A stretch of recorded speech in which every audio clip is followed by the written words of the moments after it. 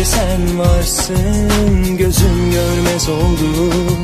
Yokluğun çok acı, bitmiyor geceler, saatler geçmiyor, zaman durdu sanki sen gidince.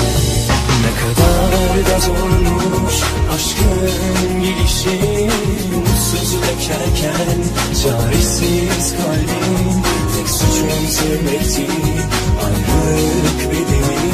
Ağla ağla dönemez geri. Olmuyor, olmuyor, şunu yapsam olmuyor, sensizliğin dolmuyor.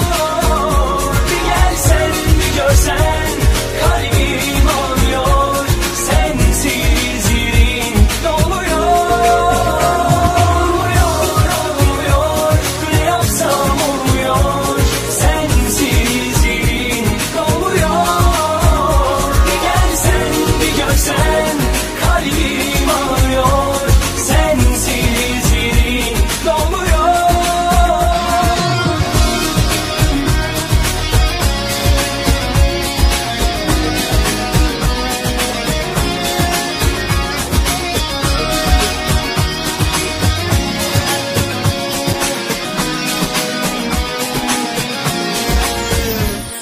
Alıştım ben sana, her yerde sen varsın, gözüm görmez oldu.